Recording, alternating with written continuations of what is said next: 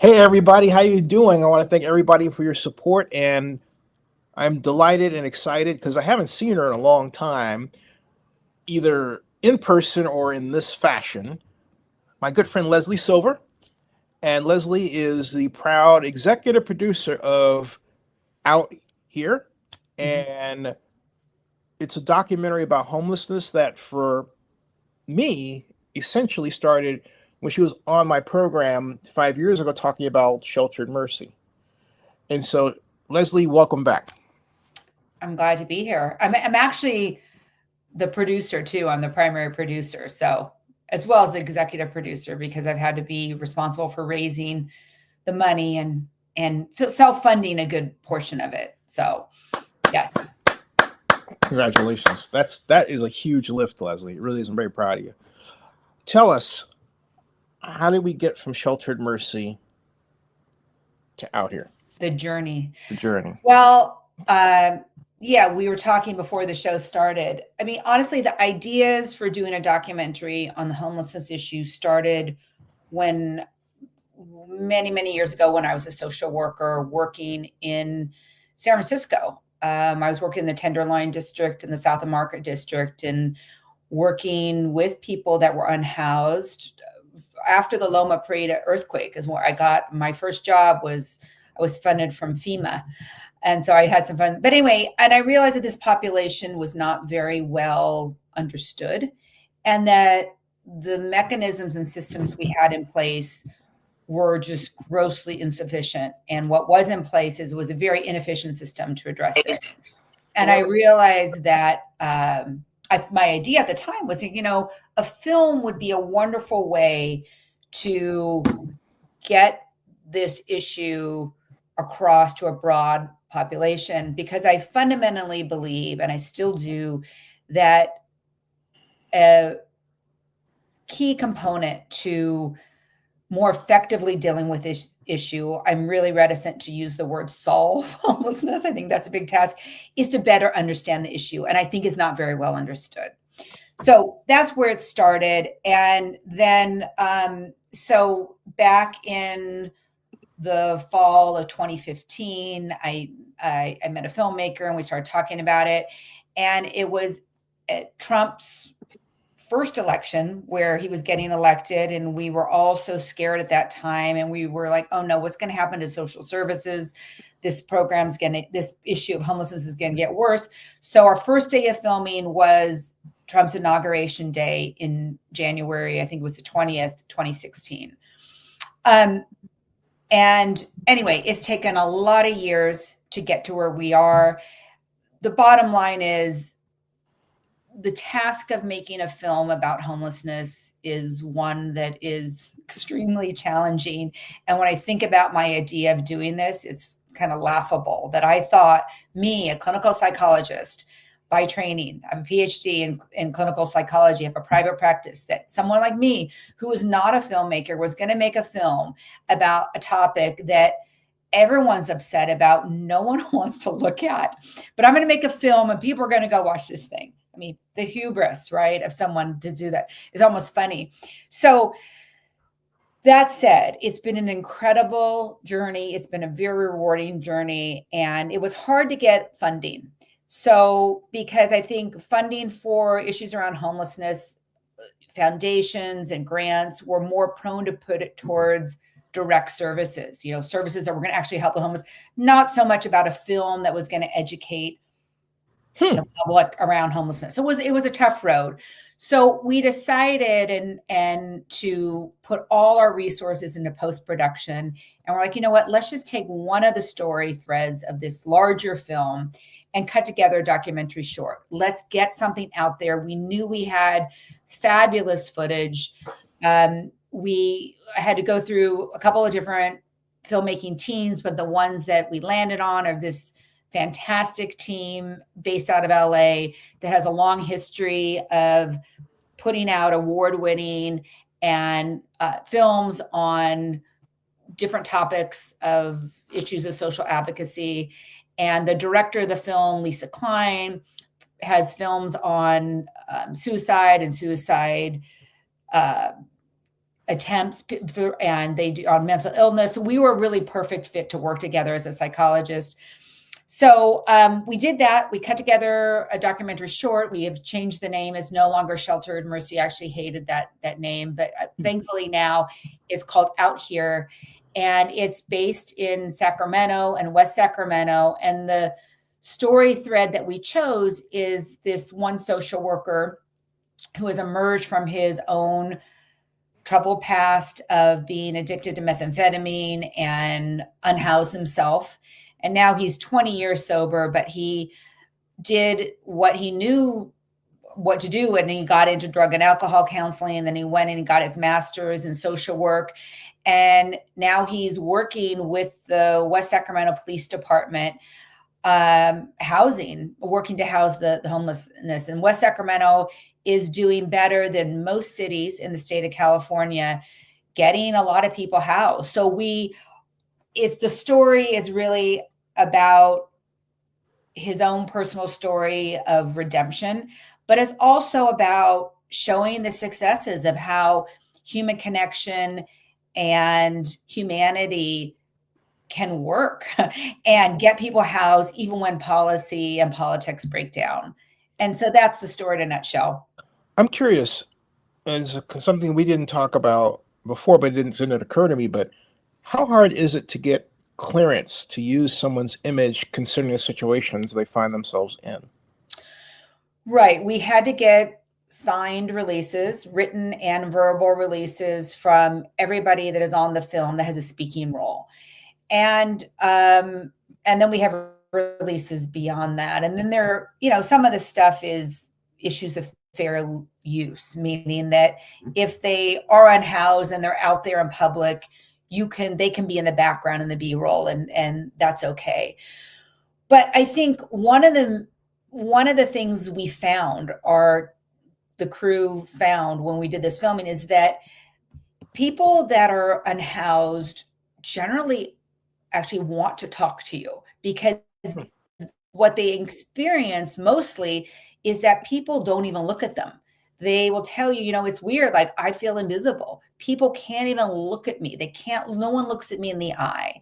And so when someone who comes at them, isn't coming at them with judgment or going to arrest them, that they want to talk. And it wasn't a problem, actually, to get a variety of different unhoused people to talk on camera and sign release. They were more than willing to do that. And, we empower them to tell about their story, their experiences in their own voice. It was not scripted. We didn't tell them what to say. The film presents the homelessness issue in a way that I think is very, non-biased. It doesn't push any political agenda. It just tries to show the issue really quite truthfully. And I think people on both sides of the political spectrum are going to find it accessible to them. I think I didn't realize it at the time, but it's almost after the fact now that we chose this one story of showing homelessness through the perspective of a social worker.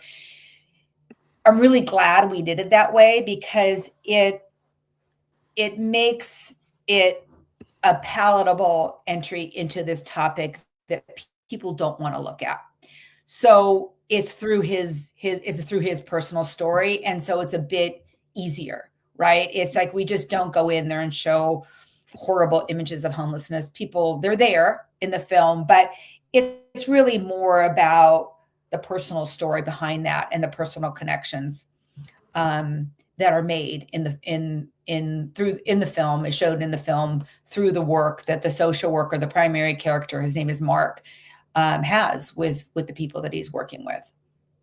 And we have a shot of the crew here, and with you there, and Mark is not on here. This is the crew, kind of behind the camera crew, the primary people behind the camera, the cinematographers, the editor, the director. Mark is the images of Mark. I don't know. This is our website that you're going to. Right. Do I have clearance to show the trailer here? Is that yeah, you can show the trailer. You want to show the whole trailer here? No problem.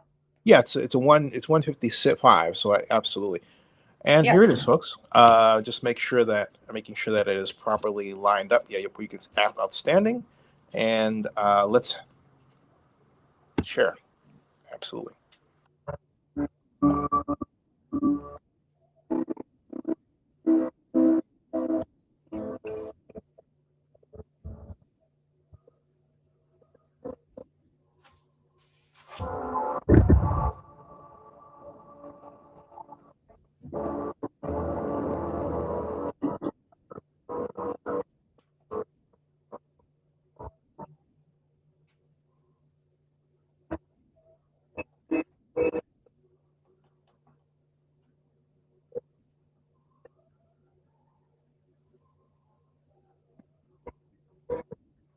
Ah,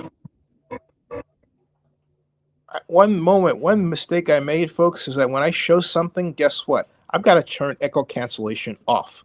So let me turn echo cancellation off right now, and let's have at it again. You'll get a chance to hear it better. So, okay, now let's try that again. Going back here, and we'll go again. All right, there.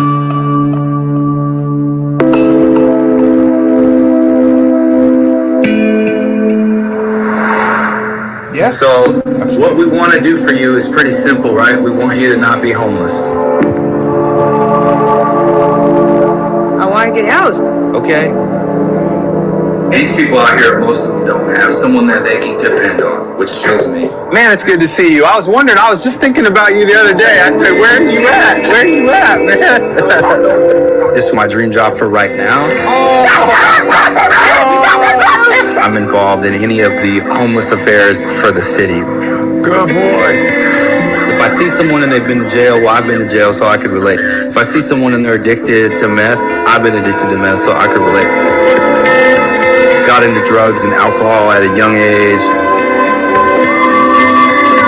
The lack of housing and drug addiction just are like a perfect storm for ending up out here. I've known all these people for years. We sleep again in the car, and then we sleep again in our car. Now you're here and we're gonna figure something out, okay? I got him here. I'm gonna pay the whole money.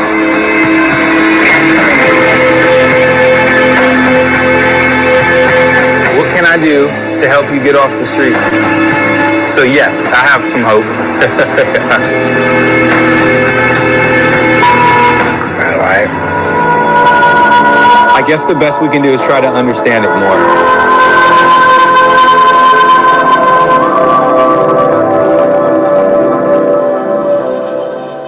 Wow, outstanding trailer, Leslie. Let me put back on echo.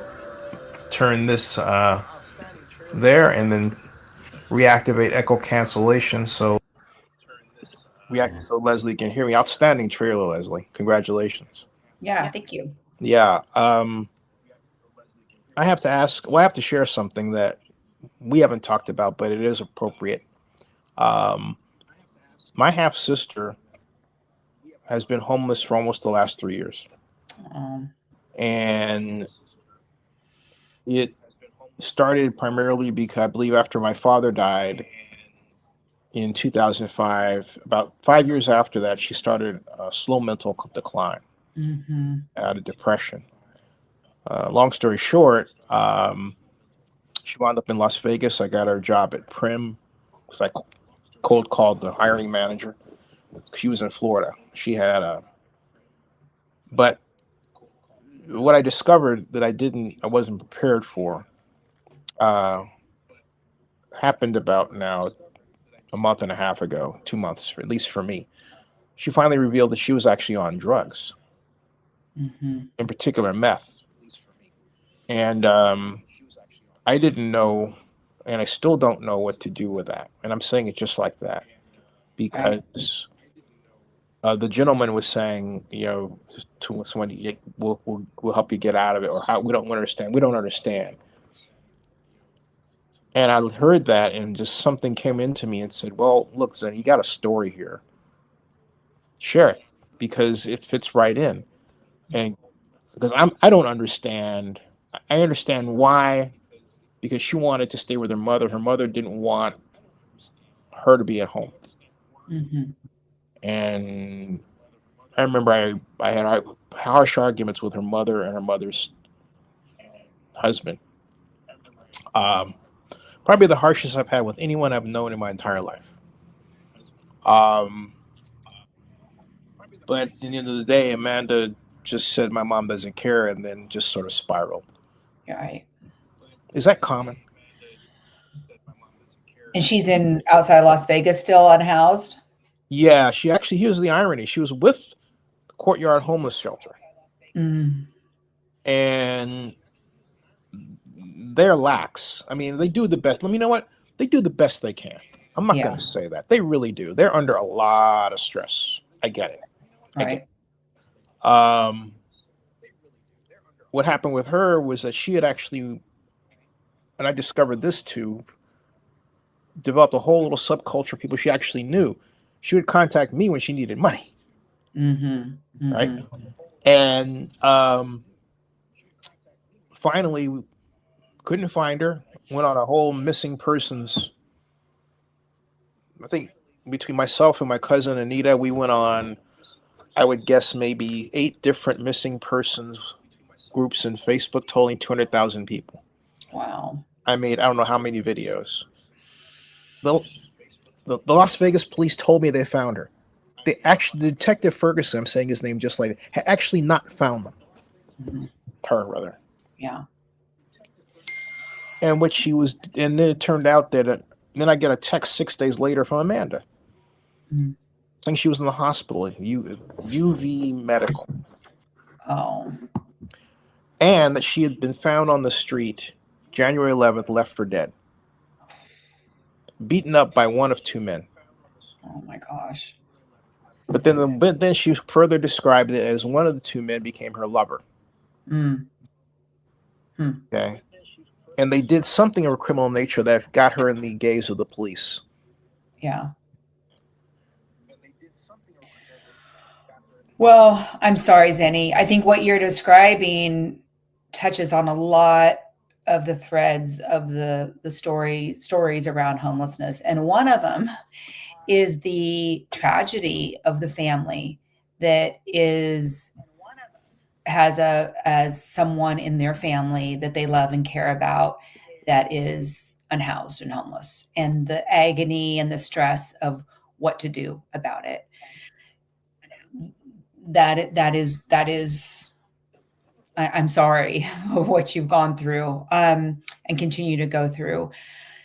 You know, drug dependence, the combination of drug dependence and chronic homelessness is real. I mean, it's big. And I think, you know, what comes first? Is it the drug dependence that then leads someone to be unhoused, or are people unhoused? And then because of the stress and the conditions of being unhoused, using drugs, frankly, as a survival mechanism for being on the street. So then people find themselves addicted to drugs, and meth is a big drug out on the street because it's cheap and it's highly addictive. That and fentanyl are 2 of the big drugs. So, you know, what comes first? But it sounds like your sister had gone through a series of really stressful, tragic things, and then found herself unhoused. And then, you know, I don't know where the drug use started.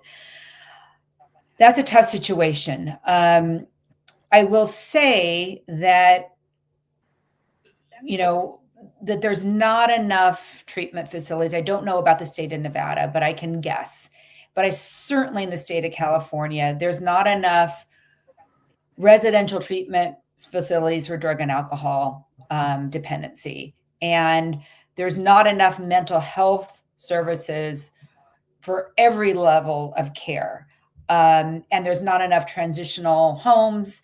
And so it's really hard to get out of a state of homelessness once you're in it, when those resources, they don't really exist, or they certainly don't exist to the degree to which we need them. And it's not just an issue of not having enough facility. It's also an issue of not having the workforce. We don't have the mental health workers. We don't have enough drug and alcohol counselors to the degree that which we need them. We need a legion of workers that don't exist. And so the infrastructure is not there to get these people out of their circumstances once they're, I mean, it is a little bit, you know, homelessness is solved every day in little communities. It's just the issue is the rate of which people are finding them unhoused is faster than we can kind of get them out of the street. And we don't have the services available. We don't. And right now, the current administration is talking about cutting social services even further. And I have friends that are looking at not only losing their jobs, but they're looking at their caseloads and the clients that they're working with, and they're watching the programs that they know that support them, that subsist them, that they're going to be cut too. So it's a tough situation to get out of. It is. Doctor, is the problem bigger than we want to acknowledge? I mean, it's huge. It's in the state of California, we have over 180,000 people that are homeless. It goes up every year. I think nationally, it's I think it's close to 600,000 people. And if I may, I Yeah. learned that in Nevada, in Clark County alone, in Nevada, mhm, where Amanda is, 84,000 are homeless. yeah, In Las Vegas, 84,000. right. And there was a big study that came out of UCSF, how many years ago? A couple years ago, that really looked, it was funded by the Mark and Lynn Benioff Foundation. Gave them, I forget the millions of dollars they gave this research team to look at what are the causes, all the factors we wonder about the causes of homelessness. And basically reinforced what all the people on the ground working with this population already knew. All the social workers with Mark already knew. We're like, yeah, we already knew that. We knew that. But the primary reason that people find themselves unhoused is not drug dependence. It is lack of affordable housing. So even people like your sister that are addicted to meth, if there was an affordable home for her to go to, I guarantee she would be living there. Mhm. The other misconception that I think the study showed, revealed, is that people, contrary to a lot of people's beliefs, they don't want to be homeless. No one wants to be homeless. No one wants to be mentally ill. No one wants to be addicted to and drug and alcohol dependent. Nobody wants that, right? Right. And so, you know, you might meet someone at a moment in time and they might say, no, I don't want to leave my pet. And the only community of people I know, and they're deep into their addiction of methamphetamine, and go into this shelter, living around a bunch of other people where they don't feel safe Right. for a night. That was Amanda's. Yeah. That's hard. And if anyone has dealt with any person in their life close to them that has an issue with addiction, it's really hard to get them the help they need, even if they desperately want to get out of their addiction. They're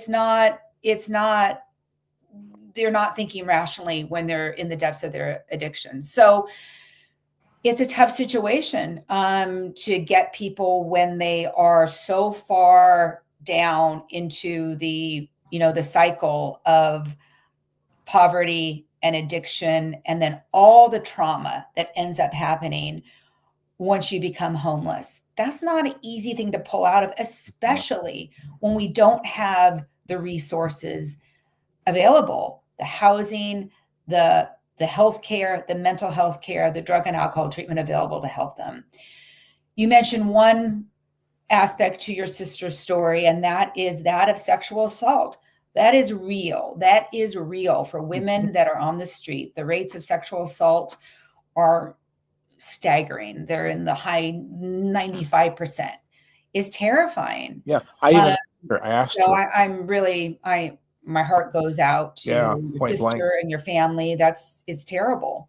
Yeah, and I asked her point blank about that, and for a time she would just say, well, it's not like that. And finally, she, in a mode of honesty, said it was. And that she had one guy named Daniel, and there was another guy.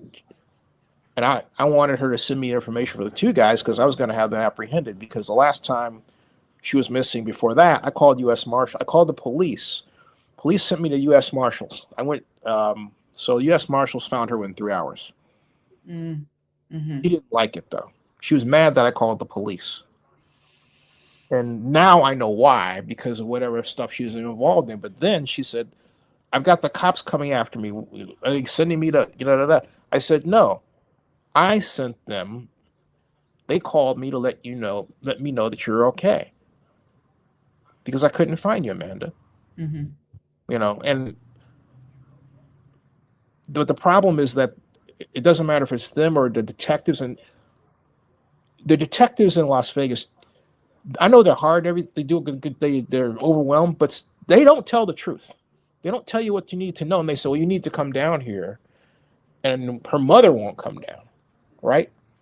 And then her mother won't contact me because we have issues that stem from my father passed away, and they weren't sending me the information that I'm supposed to know as next of kin, right? So I say, listen, I get angry all over again. I'm sorry, but yeah, there was lack of caring. I think when Mike was writing about your movie on Instagram, he said something about the decline of care, or words to that effect. And I thought, yeah, that's it. Why don't we care anymore? Well, I don't know if that's true. I think, I don't know. I want to believe in the I hear you. The good of humanity, Yeah. and I think people care. I think homelessness is a problem, and people certainly care about that, because it does create problems in the community. I think people don't know what to do. Regarding the police, I think the police, in fairness to them, they're being asked to do a job that they weren't trained to do. Mm-hmm. And what our film shows is how the city of West Sacramento is actually addressing this problem very successfully, because the police have partnered with a mental health team, and Mark is one of those social workers.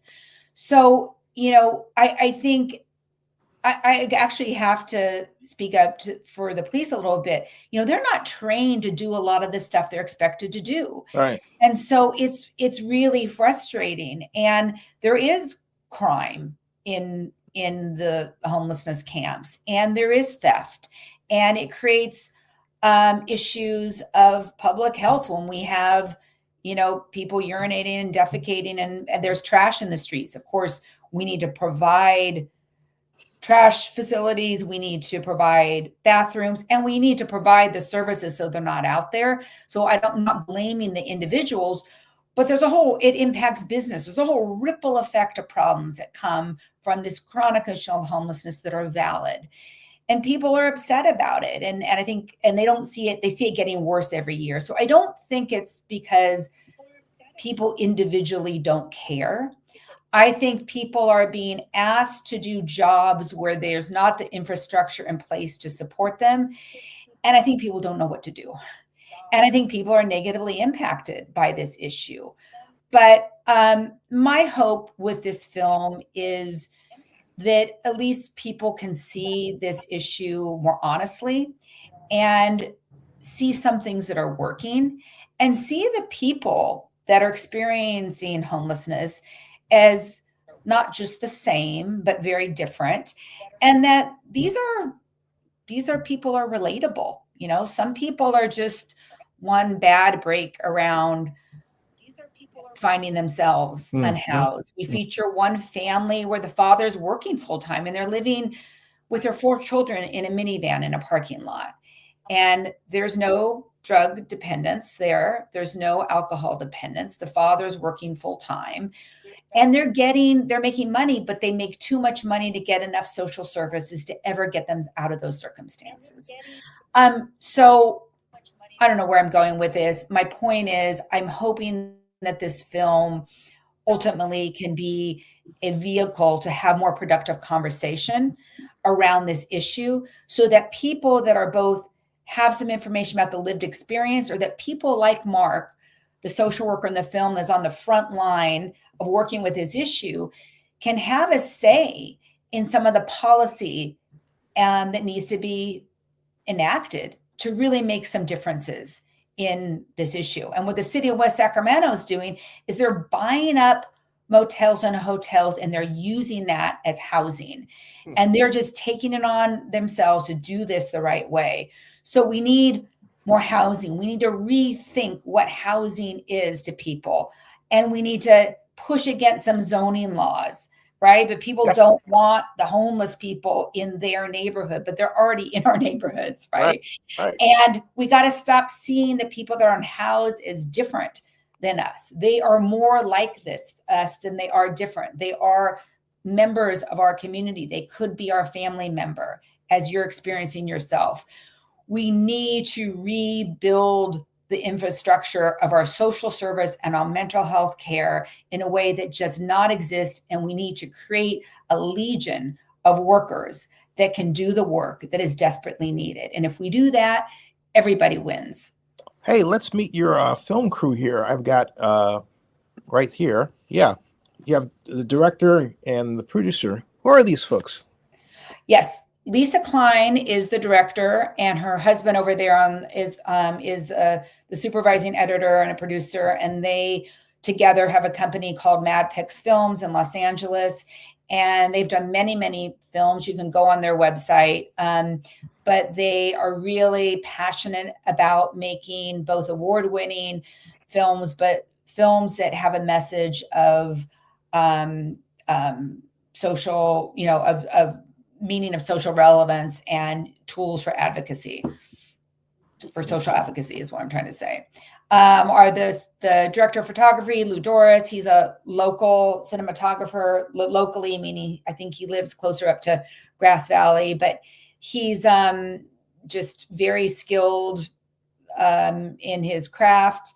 And Isaiah Hale is I think the person on the team that has been with me from the beginning. He's been here from 2016 when we started it. And he was a student at Sac State when he first started working on the project. And now he's working down at, I shouldn't say it, Zennie. He works for Stanford Athletic. Oh, no. I know. It's rough. It's rough. We're Cal Bears. Sacrilege. I know it is sacrilege, but he's a great guy. And Josh Bear is the editor, the film's editor. And he's on the Mad Pix team. But anyway, just super skilled, fantastic person. And then what do you have down here? Christina is a woman. We used her as a really consultant. She was previously unhoused with her two girls, victim of domestic violence. I think people don't know that the primary reason that women and children find themselves unhoused is domestic violence. And so she was unhoused, and now she's working for a state assemblyman. She's been housed for I don't know how many years now, over 10. And her girls are now raised and grown, and she works for assembly member at the state capitol. Awesome. And then Pat is just, she's part of the Mad Pix team. She's helps with all the stuff behind the scenes that need to happen to keep everything. And now we have donate. Oh yeah. Yeah. There's that. Yeah. We're still, a lot of this film has been personally funded, and I kind of got into this. I was so deep in that I'm like, well, I'm too far in to back out. And so I have a private practice for my psychology. I'm a clinical psychologist. And so, and I have an amazingly wonderful, supportive husband who has helped me back this. So, we're like, let's finish this thing. We're so far in, let's finish it. I'm still hoping for funding. We're still reaching out to foundations for help. We're going to be doing a variety of different free public screenings, but with the opportunity to donate to the film. One thing on our website that I want to direct you to before we wrap up here is that I think This is the only national web resource of resources. If you go to the resource tab, Sure. Right here. resource tab. Yep, there we go. Mhm. You can go to every state and you can click on it and you can Wow. see, every state, and click on any state. Well, Go to California. I was going to go to Nevada. Go to Nevada. Go to Nevada. Yeah, because there you go. Man is constantly on my mind. So you can go here. And I don't think that we haven't found anything like this, but we have accumulated a database of resources across the country of services. Go to Nevada. Wow, look at that. Look how. And you can go every city. Courtyard, and that's what she was every at. city, Courtyard. Yeah. you can see resources to help. So, wow. really we can direct it. It's not just about this film. This is about well done. Hopefully getting services and resources to people that need it, as well as really educating the public. And I'm really hopeful that this film does well, because the bigger audience we can get it to, the better. And the more informed people can be on this topic. I'm hoping that it's going to come down to the general public to push against their elected leaders to make necessary changes. I think it's going to start there. I think it has to happen on a grassroots level of people pushing against their elected officials to make changes that have to happen. I think that's where it's got to happen. I don't think it's going to happen. I don't think a governor or an elected or a senator or an assembly member or any elected official along the way is somehow going to get inspired and say, hey, let's do this, because there's too many other issues on their plate. And let's face it, there's a lot of business interests that push up against our elected leaders to get them do what they want to do. So those businesses can make money and they can stay elected. And I probably shouldn't say any of that. But when it comes to the homelessness issue, there's not big money in this. So it has to start with the people like yourselves that are going through the trauma of having your sister unhoused and the layers of grief that has created for not just you, but for the ripple effect on your family and for your sister, Amanda, that you care about. So we can do better. Can we solve this? I'm not going to say that, but I know we can do better. What about Oscar consideration or getting that in the pipeline, so that it's kind of that chicken and egg? That would be fantastic. Well, we are.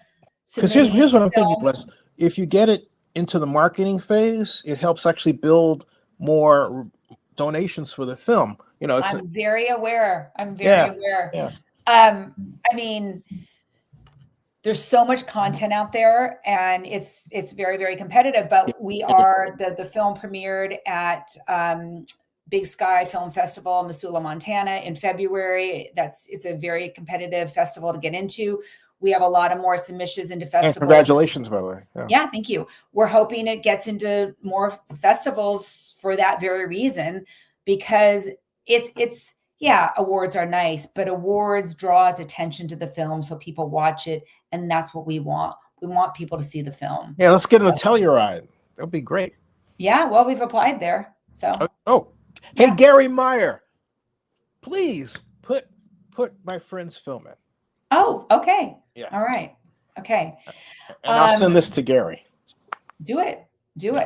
Yeah. He can search our submission. It's in for Out Here. Yes. Yeah. Wow. Zennie, thank you for giving me the platform to talk about the film. I really appreciate it. Hey, don't be a stranger. Come on back. Talk some more. Okay. And my heart goes out to your sister and your family on that. And that's hard. Hey, look at the resource page. Look at the resources for Nevada, Las Vegas for homelessness. Yeah. On the website. Don't move a muscle, because I know you got to go. I'll do the honors. Hey, everybody, at 8 o'clock Eastern, 5 o'clock, we're going to have a special pre-debate forum on the attack on democracy in Oakland. Right here. We'll see you. That ends this stream. Leslie, go Bears. Go Bears. Absolutely.